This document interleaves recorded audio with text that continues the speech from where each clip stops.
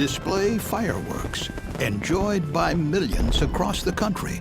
But fireworks are explosives that require great care in handling and storage, and particularly when attempting to dispose of them. April 8, 2011, a tragedy in Waipahu, Hawaii, near Honolulu. An explosion and fire killed 5 workers at a hillside storage facility used by Donaldson Enterprises Incorporated, or DEI.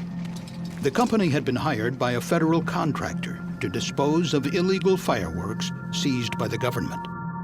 The Chemical Safety Board investigated and found that there are no national standards for safely disposing of fireworks, and the company's procedures were extremely unsafe.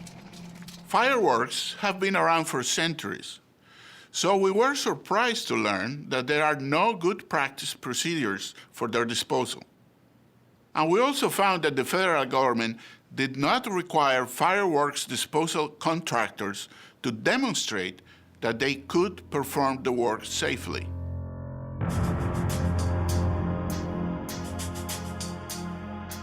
When federal agencies seize illegal imports, they are typically turned over to a single large federal contractor for storage, sale, or disposal.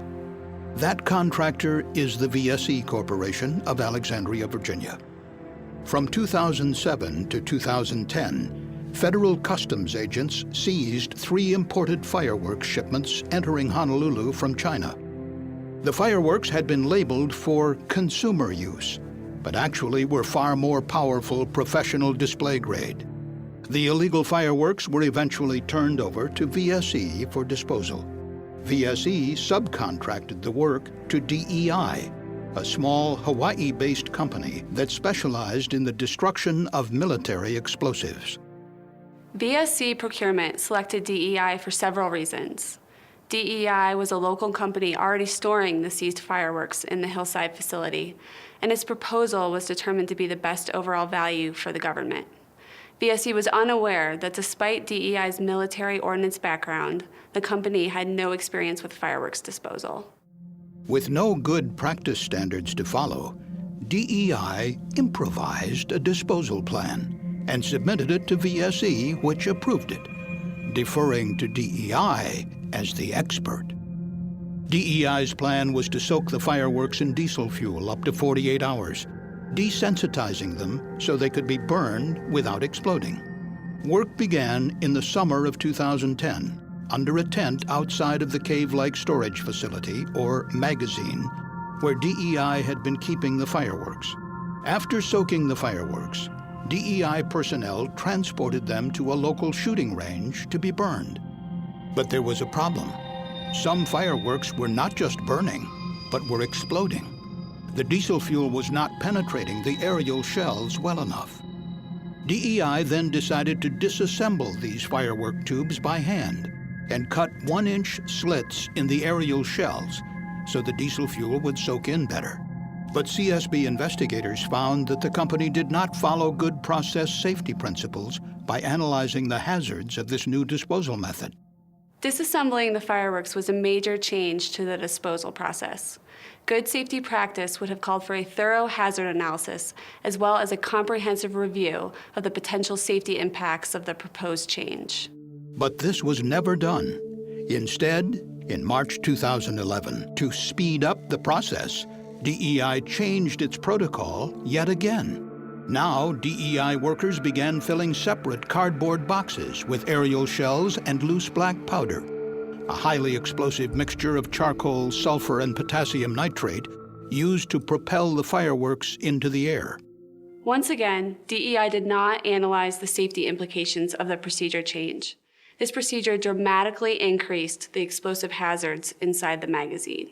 Ali Reza is an explosives expert and worked with the CSB on the DEI investigation. As you're physically breaking up the fireworks and separating these charges, you're exposing yourself to the black powder.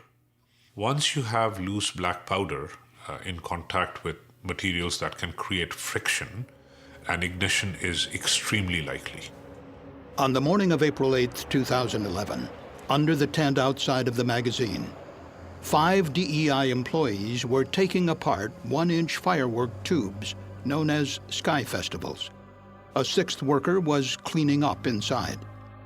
Using metal tools, the DEI workers cut the firework tubes and separated out the aerial shells and the black powder. Around 8:30 a.m., as the workers continued to take the fireworks apart, it started raining. The 6 DEI employees began moving the boxes of black powder, aerial shells, and partially disassembled fireworks to just inside the magazine. One used a metal hand truck. In addition, the workers brought in folding metal chairs, a rolling office chair, and the metal tools. 5 employees remained inside the magazine as the supervisor stepped outside to make a phone call.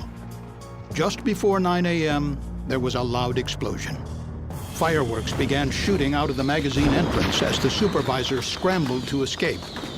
As the blaze spread, fireworks continued to ignite. The explosion and fire fatally injured the 5 Donaldson employees inside the magazine. One victim was in his 50s. The other 4 were young men in their 20s. The CSB determined the explosion was likely triggered when pyrotechnic powder on the floor of the magazine was ignited by heat, shock, or friction, as DEI employees moved materials around inside. Another possible ignition source: static from household trash bags that were being used to line the boxes of black powder.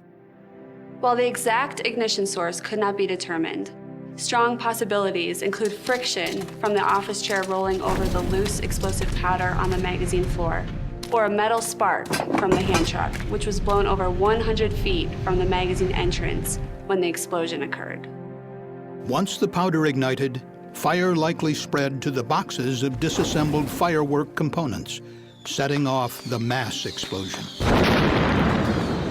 The CSB found the root causes of the explosion went far beyond DEI's flawed procedures.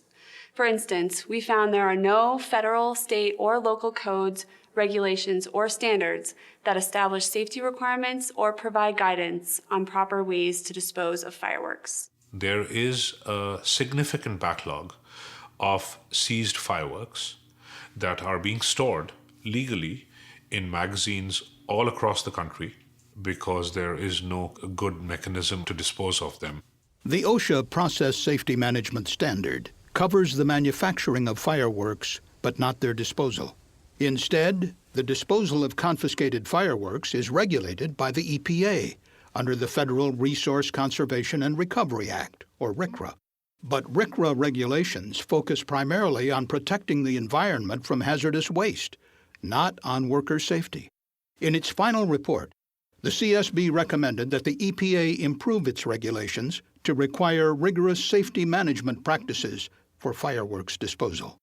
Some fire departments and police departments have developed procedures where they try to destroy illegal fireworks.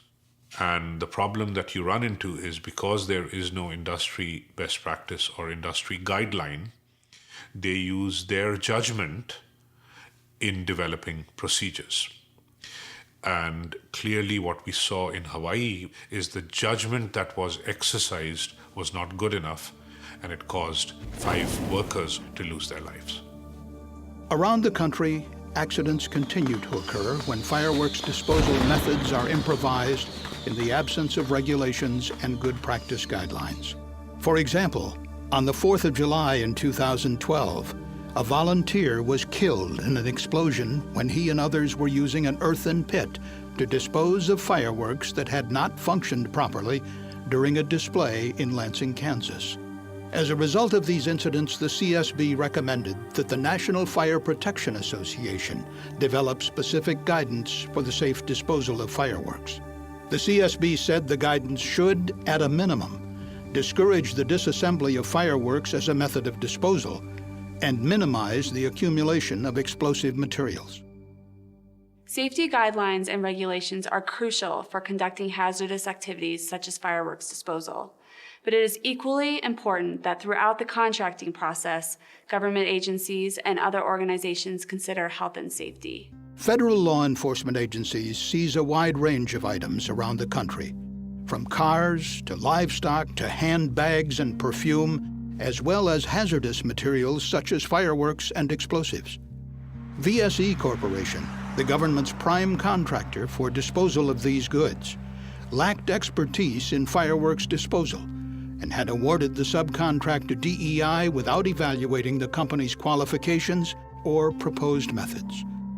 In addition, when DEI twice modified its disposal procedure, VSE did not object, believing DEI to be the expert.